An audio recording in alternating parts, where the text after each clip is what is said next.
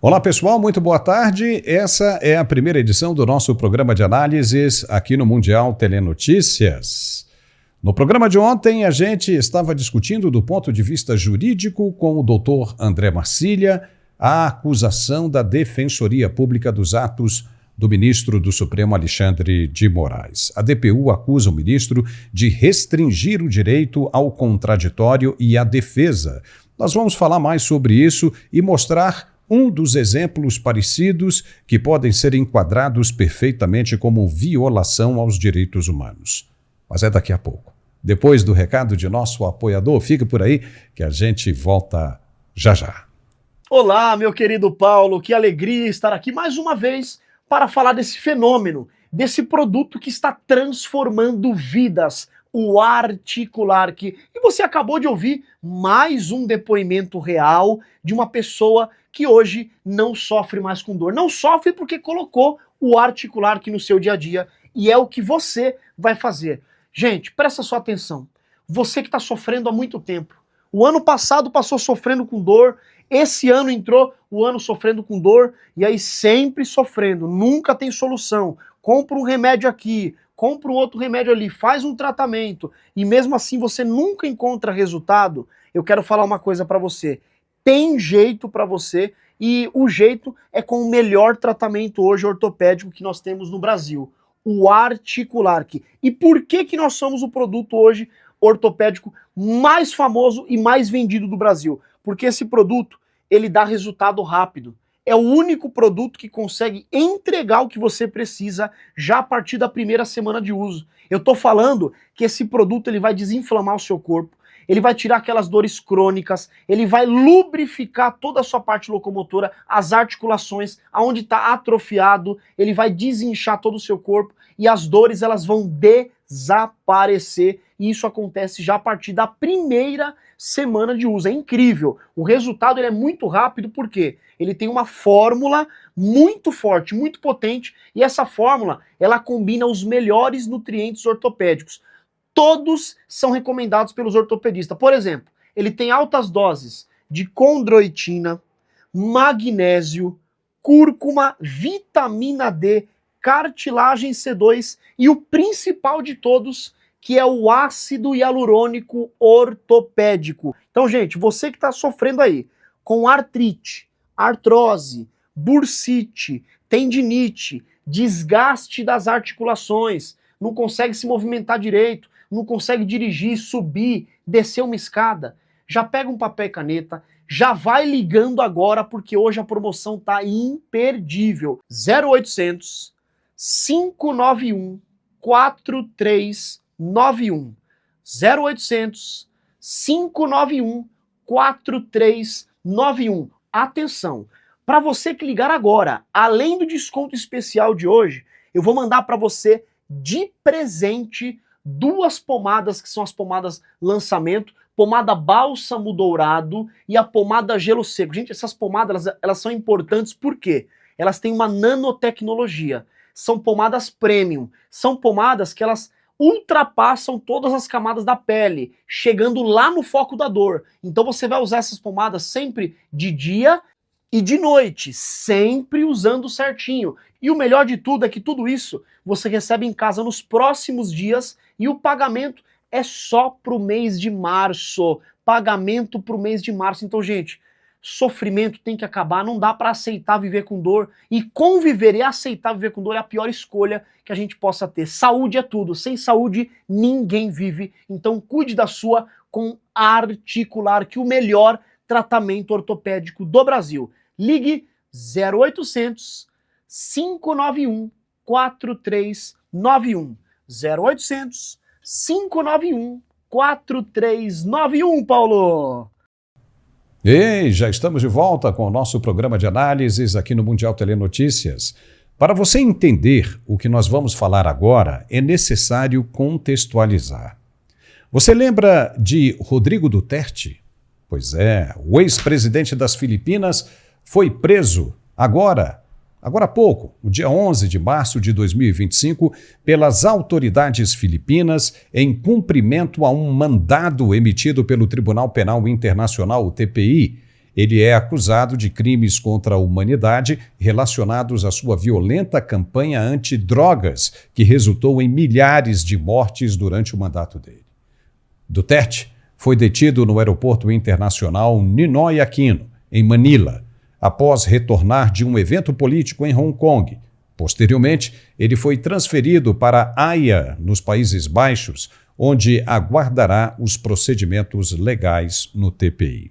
A prisão dele é vista como um marco significativo na busca por justiça para as vítimas de sua campanha antidrogas, que foi amplamente criticada por organizações de direitos humanos devido às alegações de execuções extrajudiciais.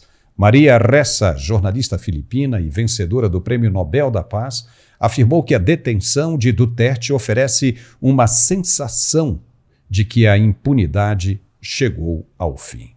O TPI continuará a processar as acusações contra Duterte e sua prisão destaca a importância das instituições internacionais na responsabilização de líderes por violações dos direitos humanos. E para a gente entender melhor essa situação, nós vamos conversar agora de novo com o nosso analista jurídico, professor André Marcília. Muito boa tarde, Marcília. O ex-presidente das Filipinas foi condenado pelas atrocidades que cometia. Vinha com aquele papo de combate antidrogas, mas aí ele foi gostando do negócio e foi fazendo coisa pior, né? Foi fazendo coisa pior, violando os direitos humanos.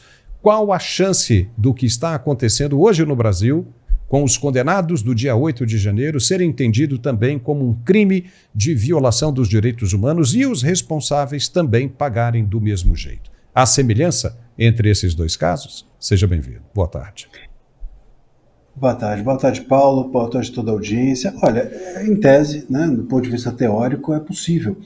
Porque, veja, você violar a ampla defesa dos advogados, a ampla defesa dos réus, você violar... Inclusive, nós tivemos aqui no Brasil, em relação aos réus do dia 8, inclusive mortes, né? O caso do Clesão. Você pode, por exemplo, classificar como tortura aquilo que é feito com boa parte desses réus, como foram deixados de maneira ao relento ou espalhados em pátios, como inicialmente isso ocorreu, o julgamento deles sem possibilidade de que os advogados façam sustentação oral, impedimento de que haja um julgamento com debates, enfim, o acesso aos autos, possibilidade recursal, tudo isso são direitos que estão previstos não apenas nas legislações brasileiras, mas nos acordos internacionais também que tratam de direitos humanos. Então, é um direito humano você ser julgado por um juiz que não que é imparcial, é um direito humano você ser julgado com acesso a todas as provas que tem contra você, enfim, o seu advogado ter direito à ampla defesa, tudo isso está nos tratados internacionais a respeito dos direitos humanos. Isso pode se enquadrar. Agora, o problema é que para que isso ocorra, por exemplo, aqui no Brasil, na prática, não apenas nós precisaríamos desse julgamento ter um andamento e uma sanção, ou seja, um tribunal, um organismo estrangeiro ou de cunho internacional ser capaz de promover um julgamento desse, como também de nós, aqui no Brasil, as autoridades brasileiras, cumprirem uma decisão dessa e entregarem essas pessoas às garras desses organismos internacionais, o que nesse momento é inviável, se você for pensar. Mesmo as decisões que estão tramitando lá fora, da Rumble e de outras empresas norte-americanas, têm uma imensa resistência e terão uma imensa resistência para serem cumpridas aqui. Imagina algo dessa ordem que seria muito maior. Muito bem. A gente está falando aí de decisão do Tribunal Penal Internacional. Como a gente já viu que aconteceu com o presidente Putin, como a gente já viu como aconteceu com o Benjamin Netanyahu e até mesmo com o presidente da Venezuela, o Nicolás Maduro, que não pode sair do país em momento algum. Ele esteve no Brasil em função aí, do relacionamento estreito que mantinha com o presidente brasileiro, esteve aqui, voltou e nada aconteceu com ele. Mas se ele pisar em qualquer outro lugar do mundo, ele é preso. A pergunta que eu faço é a seguinte: o Brasil é signatário de todos esses acordos, de tribunais internacionais. Será que o Brasil, com o que está acontecendo hoje em dia, está se afastando dessa proposta original que foi feita justamente com os tribunais, esses acordos feitos com os tribunais internacionais? Está, Paulo, está. Isso é realmente lamentável. É grave que a gente esteja criando no Brasil não apenas uma jurisprudência de exceção, mas que a gente também esteja se afastando da jurisprudência dos países mais civilizados, ou que estejamos nos afastando dos acordos mais relacionados a direitos humanos em nome de uma agressividade jurídica que é utilizada como instrumento da política feita dentro do Brasil. Isso fica claro no dia a dia. Eu vou até usar de exemplo uma manifestação da diplomacia brasileira recente em relação à OEA. Há um risco de que a OEA, por conta da visita do Pedro Vaca ao Brasil, faça um relatório ruim contra as autoridades brasileiras. Bom, a diplomacia brasileira já se manifestou dizendo que a OEA é um órgão que deve ser relativizado, que a importância da OEA não é tão grande, e etc, etc. Então, não me espantaria que daqui a pouco a gente passa, e mesmo os Estados Unidos, quando os Estados Unidos vão contra o Brasil, o governo Trump é um governo de extremista, ou de direita, ou fascista, aquela história toda. Então, nada me espanta que a OEA amanhã, fazendo um relatório contrário às autoridades, o governo brasileiro diga que a OEA é extremista de direita, foi cooptada pelos Estados Unidos, e daqui a pouco a ONU, e daqui a pouco os tratados, e daqui a pouco a gente fica sozinho. Só o governo brasileiro e o STF é que estão certos, todo mundo está errado, né? Parece aquela pessoa que está com o seu carro na estrada, na contramão, e vira e fala assim, olha só, todo mundo aqui na contramão, só a gente que está certo. Óbvio que isso é completamente bizarro, mas nós estamos nessa direção. Até porque esse é um discurso que atrai um certo nicho mais radical ligado à esquerda que hoje está no poder. Então, quando eles dizem que todo mundo está errado, só eles certos, isso ganha aplauso de uma certa claque que referenda, carimba ou ainda apoia o governo lulista. Há esse perigo, inclusive, de que isso nos constranja, né, internacionalmente. A gente está falando, por exemplo, dessas medidas, como essas ações,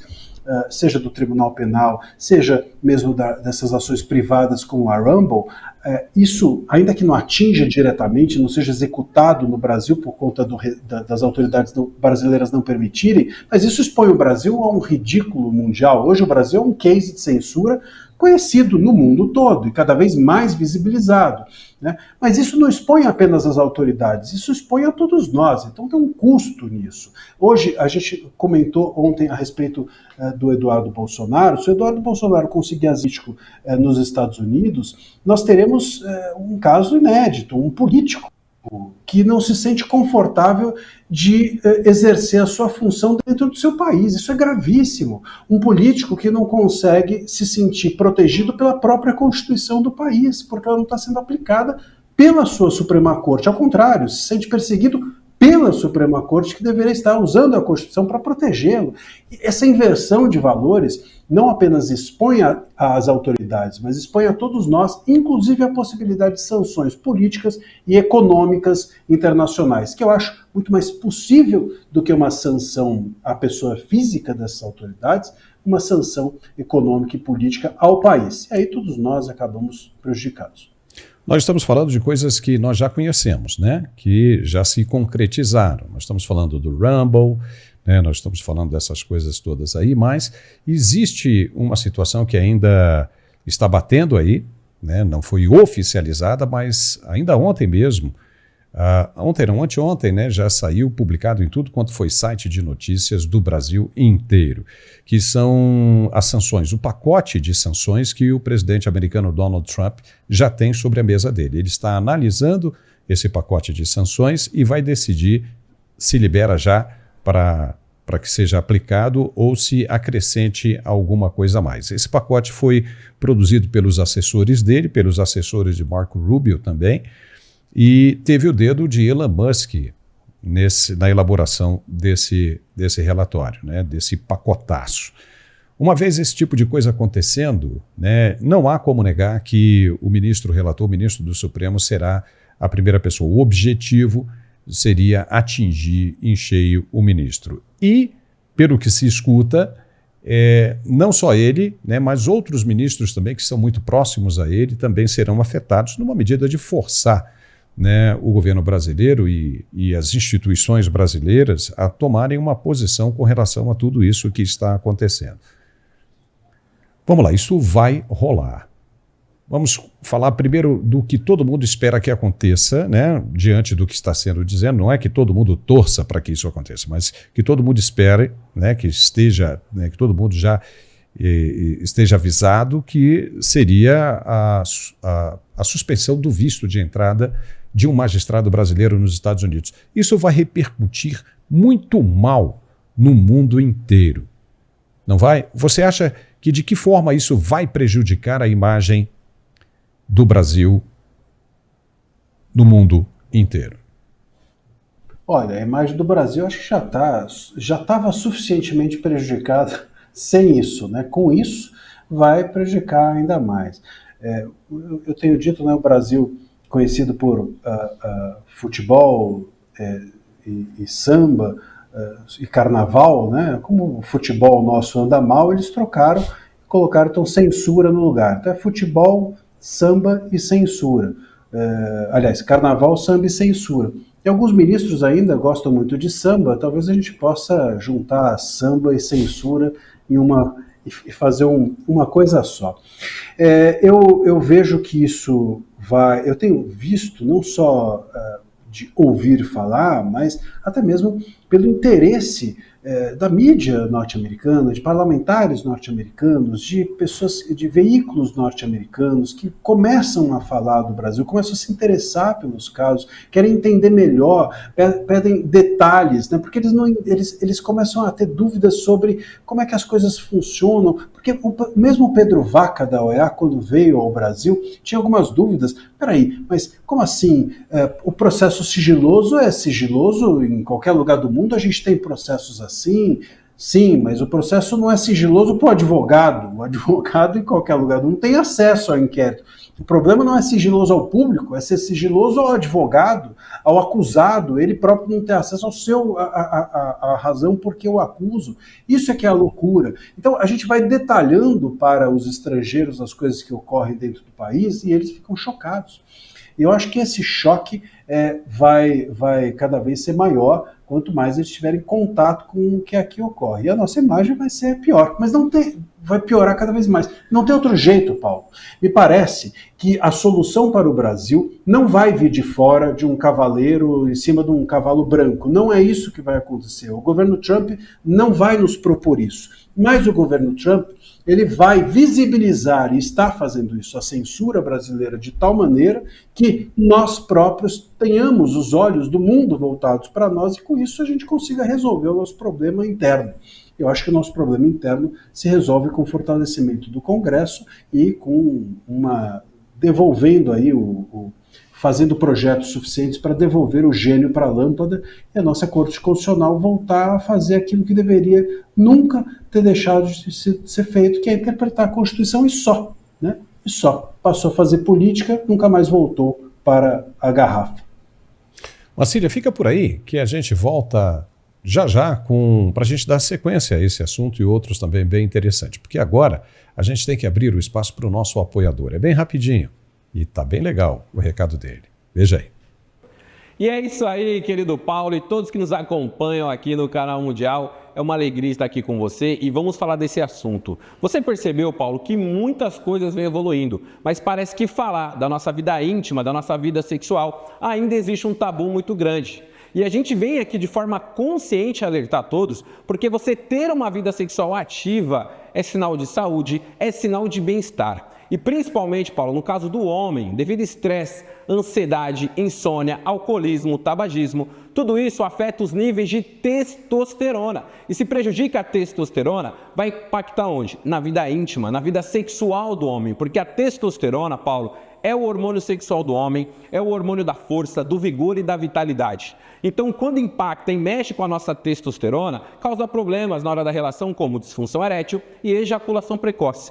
Principalmente, meu amigo, você que sofre com a diabetes. O que eu vou falar agora aqui é muito sério. A diabetes hoje é a doença que mais causa impotência no mundo. Você que tem diabetes sabe o que eu vou te falar. A diabetes, ela interrompe o fluxo sanguíneo, não deixando chegar às extremidades do corpo. E aonde não há sangue, não há vida. Aonde o sangue não circula, não há ereção. Então, quem tem diabetes, Paulo, tem muita dificuldade em ter uma ereção rígida e de maneira satisfatória.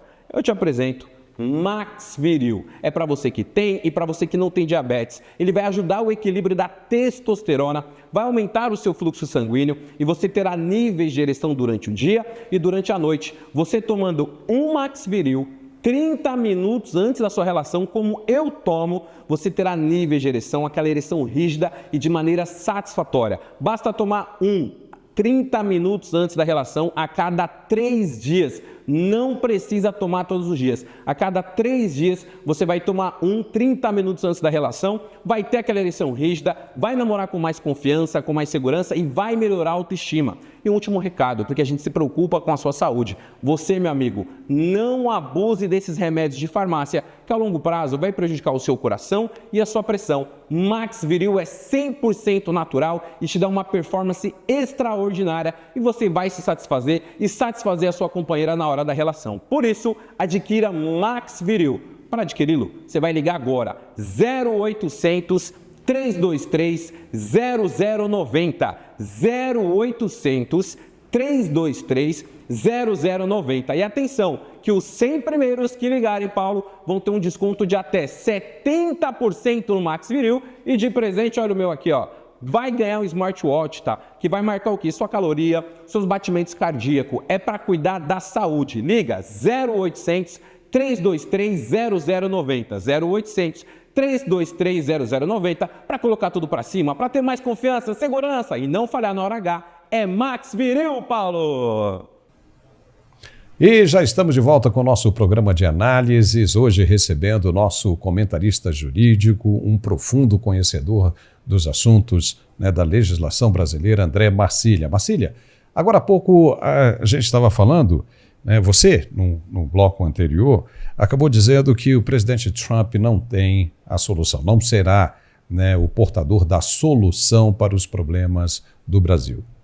Eu já não sei, viu? Eu já não sei porque ele está oferecendo aí as ferramentas, mas se as autoridades brasileiras não se pronunciarem, é bem possível que ele tome as medidas por lá, porque até onde nós sabemos, né, ele dará 120 dias, né, pelo menos são, né, os rumores, né, que chegam aos nossos ouvidos, que ele vai dar um prazo de 120 dias para que as autoridades brasileiras degustem, né, o que ele está fazendo e tomem alguma providência. 120 dias, nós estamos falando de 4 meses. Se nada for melhorado, se nada for feito, ele vai continuar apertando, E você também falou que, e eu concordo plenamente, né, que o dever de casa tem que ser feito. Tem que ser feito nas eleições de 2026.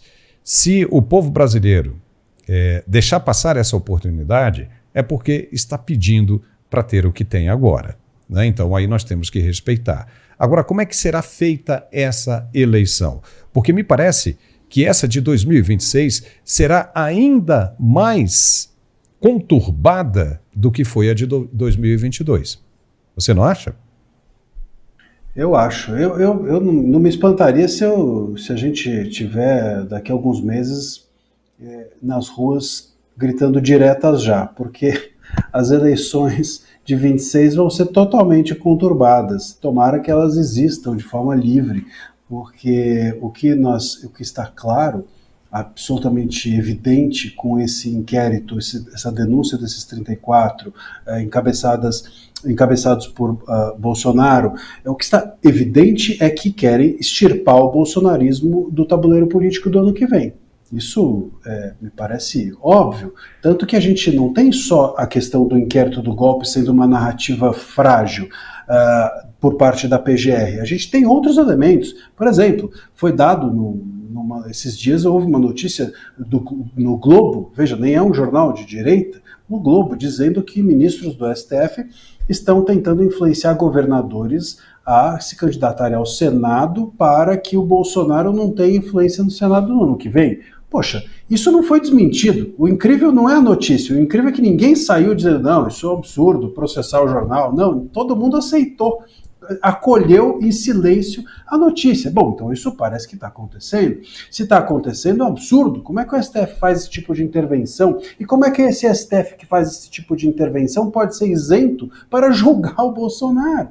Então, mesmo esses pedidos que a gente também comentou anteriormente, de que o Bolsonaro não possa passar por essa embaixada ou aquela embaixada, que o Bolsonaro não possa sair de Brasília, esse tipo de pedido mostra que a ideia é fazer com que ele não tenha capacidade de influenciar politicamente, não possa estar em palanques, não possa estar em cidades, não possa abraçar o eleitorado, não possa participar da vida política do ano que vem. Então vão prendê-lo em casa, daqui a pouco vão colocar uma mordaça na boca dele, quer dizer, só falta isso. Então é óbvio que esse cenário nos assusta, bom, se nada disso der certo, o que mais que será feito? Né? Como é que eles vão influenciar ou como é que as eleições do ano que vem vão ser livres com esse tipo de ruído?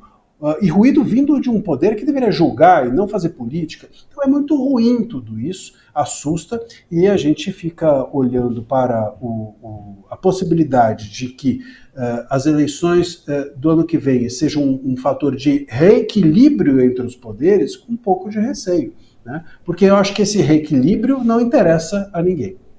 Olha, tem muita gente chamando a atenção, alertando para uma coisa bem curiosa, que nos Estados Unidos ninguém mudou absolutamente nada o sistema eleitoral. Porém, o Elon Musk disse, eu vou ficar de olho, vou colocar toda a minha tecnologia em cima disso. Vamos acompanhar passo a passo. E deu no que deu.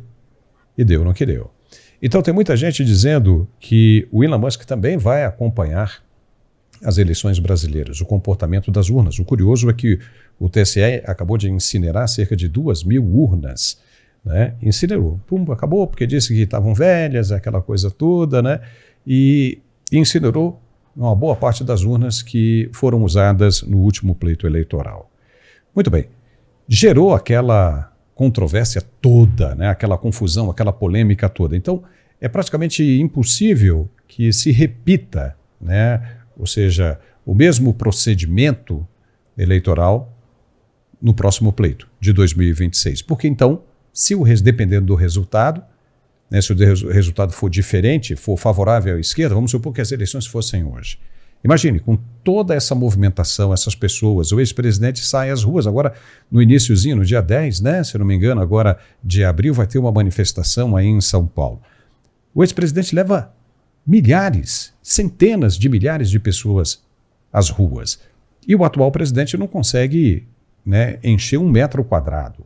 Então, quer dizer, fica difícil de você convencer as pessoas simplesmente por ser uma instituição pública, né, confiável, dizer o seguinte, nós temos fé pública e o que nós dizemos tem que ser acreditado. Não vai funcionar isso se acontecer. Então aí o Elon Musk já está dizendo que também vai colocar, né, o olho tecnológico dele em cima do pleito de 2026, se não houver uma mudança como aconteceu na Venezuela, né? Houve a mudança na Venezuela e que acabou complicando a vida de Maduro, né? Que quis manipular e não conseguiu provar que venceu as eleições na Venezuela. Então, esse tipo de coisa vai acontecer. Seria daí, talvez, a preocupação em regular de botar um freio nessas big techs, mas com a mira mais voltada para o Elon Musk, que está operando agora numa órbita mais baixa, e isso tem preocupado tanto, né, o ministro relator quanto o presidente Lula, dizendo que se não regular isso aí, né, o Brasil vai acabar virando uma colônia digital e tudo mais. Então veja bem, esse tipo de desgaste acaba levando as pessoas a pensarem um monte de besteiras, porque a mente humana é bem criativa, né? A mente humana é bem criativa. Então, o que nós já sentimos diante do que estamos vendo, eu estou até me alongando aqui nesse comentário, é que o pleito de 2026, para o pleito de 2026, a esquerda está varrida. Não existe a menor chance. O nível, o índice de rejeição do atual presidente é só aumentando. A popularidade dele só despencando. Então, para 2026, diante do que nós estamos vendo, se tivesse que haver alguma mudança, essa mudança já deveria estar acontecendo agora, com relação à popularidade, à aceitação do público, mas isso não está acontecendo, Bacílio. Então, vai rolar, a esquerda vai varrer. Não seria interessante que se prestasse mais atenção no que vai vir por aí pela frente, em termos de legislação? Porque, como você disse, o Supremo já está atuando politicamente. O que você acha que poderia acontecer para que o Supremo ficasse fora dessa politização das eleições? Né, Olha, Paulo, do pleito eleitoral.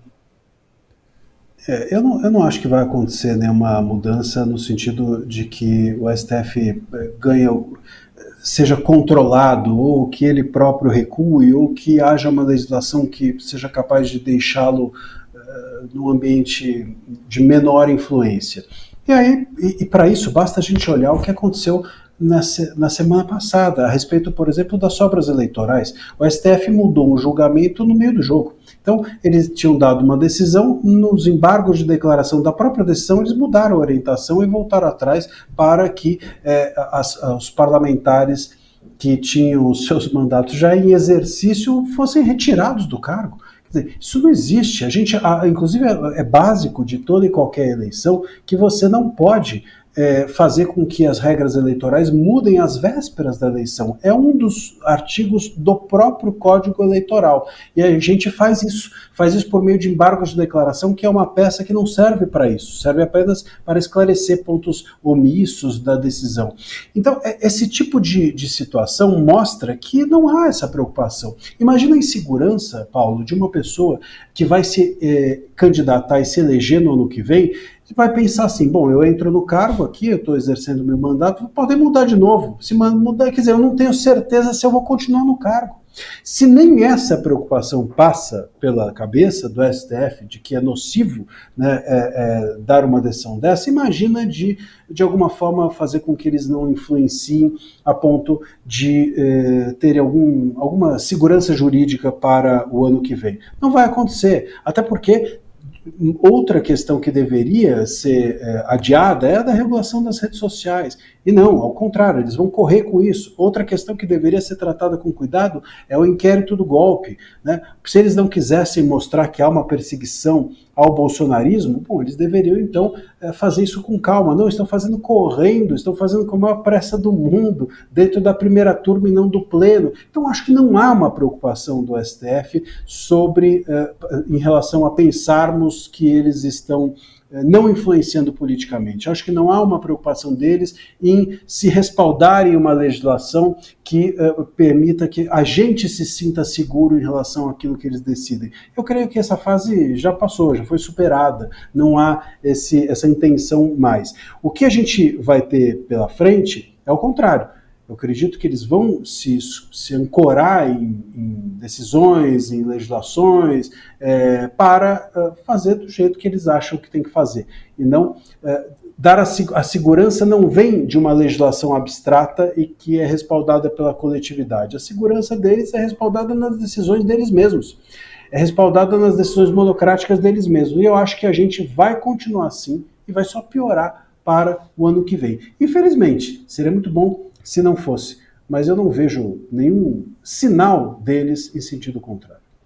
Agora, Bacília, será que tem tanta gente mal intencionada assim na política brasileira, nos candidatos, ao ponto de o TSE agir como se fosse, de repente, aquela professora com a régua dura, falou, vocês não sabem de nada e nós precisamos reeducá-los, porque pelo jeito que as coisas são colocadas, parece que todo mundo aí está cometendo um crime eleitoral. Ou essa gente não consegue entender de leis, ou seja, e o julgamento acaba ficando muito retardado ao ponto de chegar no 3º ano de mandato e você retirar todos esses deputados e acabar, né, favorecendo partidos de esquerda como o PSOL, como o PCdoB, como o PT. Não seria o caso de uma reforma política ampla, com novas leis, para esclarecer, para educar todo mundo, né, de como deve realmente proceder? Não, sem dúvida. A gente precisava de uma reforma eleitoral ampla, a gente precisava de uma reforma constitucional ampla, a gente precisava de um debate antes de qualquer dessas reformas, porque também tem isso. Muita gente quer fazer reforma eleitoral, reforma constitucional na correria. Não é assim que é feito. A gente precisa de debate com os setores da sociedade, os setores mesmo, não os setores que são ligados ao governo, porque também tem isso. Vamos fazer uma audiência pública. Aí você vai ver, todos eles são a claque do governo. Isso não é audiência pública. Então a gente precisa realmente discutir o país, ou rediscutir o país, para a gente reconstruir legislações que sejam mais antenadas com o momento que existe hoje, inclusive com o momento em que o STF criou. Então, não dá para hoje pensar em uma reforma constitucional sem falar em mandato fixo de ministro, sem falar em redução do foro privilegiado, quem sabe até extinção do foro privilegiado, quem sabe até em espalhar o foro privilegiado para outros tribunais. Por que todo o foro privilegiado precisa estar dentro do STF? De repente a Justiça Federal pode ter parte do foro privilegiado, o STJ, a gente dilui, de modo que não se concentre tanto poder no STF. Tudo isso é possível a gente rediscutir se nós precisamos ter o TSE e o STF com os mesmos ministros. Todos esses pontos precisam ou poderiam fazer parte de uma reforma para que o STF não tenha em si, ou concentrado em si, um poder tão grande.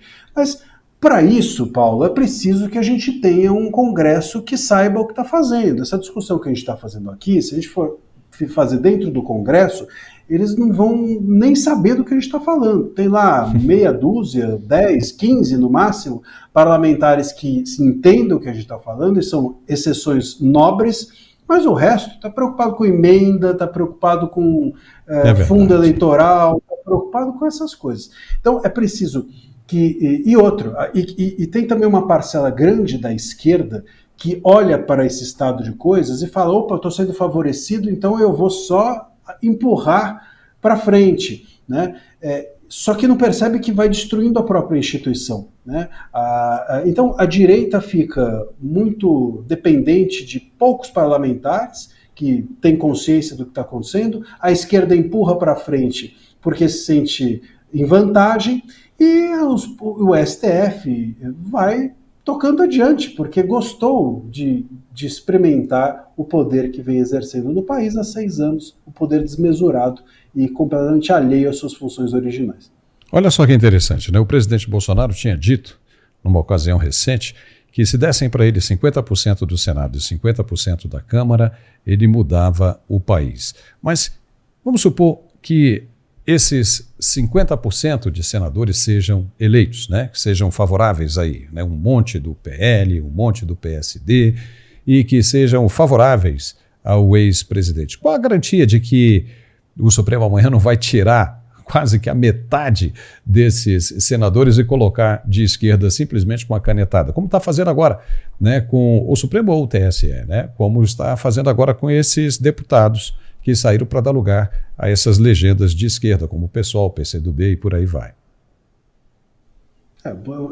Agora, ontem, houve uma notícia, ontem ou anteontem, de uma parlamentar, a Sâmia Bonfim, dizendo que se o PL da anistia fosse adiante, que a frase dela é, vamos derrubar no STF. Então, olha que inversão de valores. Uma parlamentar dizendo que se fosse adiante um projeto da sua instituição parlamentar, ela acreditava que seria derrubada no STF.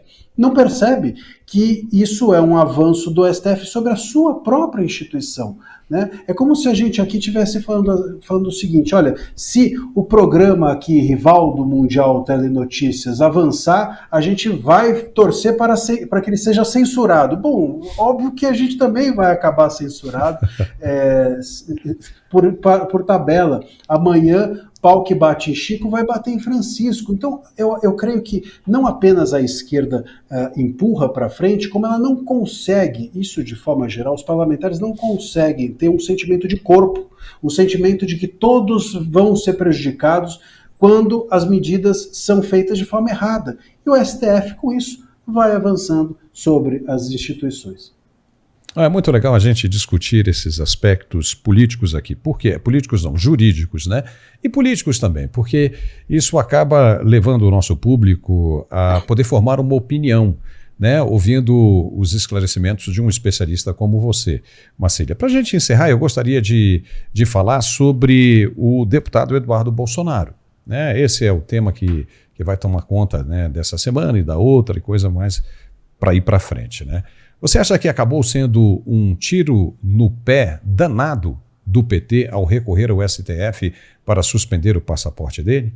Porque, veja bem, logo depois que o Eduardo Bolsonaro fez o pronunciamento dele, deu entrevista a um site de notícias brasileiro, mas lá nos Estados Unidos, chorando com medo de perder o pai, né, desconfortável com a situação, que foi obrigado, né, a aceitar de estar fora do país, mas o que chamou a atenção é que ele foi chamado para dar entrevistas em inglês para canais de TV americanos. Veja, ele está dando entrevistas a canais de TV americanos e sites, podcasts e outras empresas de comunicação americanas. Então veja, essa tentativa, esse murmurinho todo causado pelo PT, não foi um tremendo tiro no pé?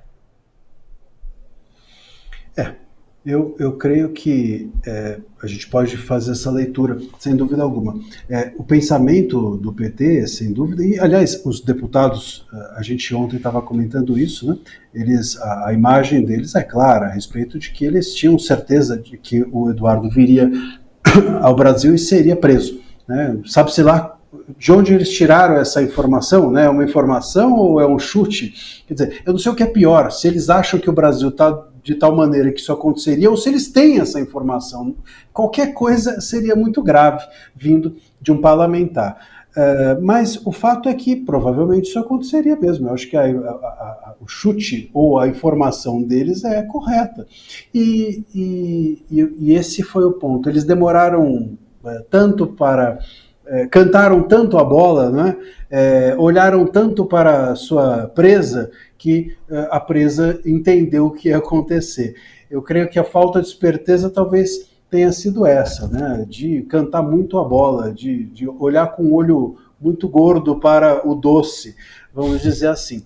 E o Eduardo Bolsonaro, eu creio que ele entendeu que lá fora o jogo dele, ou a costura política que ele vinha planejando fazer, é mais eficiente. E, de fato, se ele lá fora puder servir como uma ponte para a Comissão de Relações Exteriores, e se lá fora ele continuar podendo fazer o trabalho que ele está fazendo de divulgação do estado de coisas do Brasil, bom, melhor lá fora do que aqui. Claro, não pode exercer o mandato, mas melhor lá fora do que aqui para a função que ele vinha pensando em fazer. Então, é um pouco isso. Se você for avaliar, né, não se combate a ferocidade de um leão de dentro da jaula. A gente precisa sair da jaula e entender o que está acontecendo para que o combate seja melhor. Creio que essa foi a percepção. E os deputados cantaram muito a vitória antes de obterem o resultado e acabaram chupando o dedo. Marcília, muitíssimo obrigado. Chegamos ao final aqui, né, do nosso programa, aqui no meio do dia. É sempre bom tê-lo conosco para esses esclarecimentos jurídicos. Muito obrigado, viu, Marcília? E a qualquer momento a gente chama aí, né? Se a bomba estourar em qualquer momento, a gente dá um grito aí. Obrigado, viu? Maravilha, Paulo. Obrigado, um abraço a você, a todos a audiência do Mundial Telenotícias. Valeu.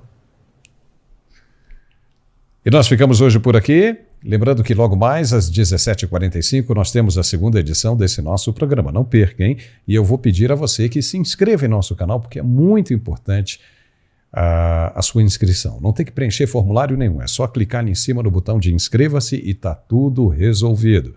Muito obrigado pela companhia e até mais tarde.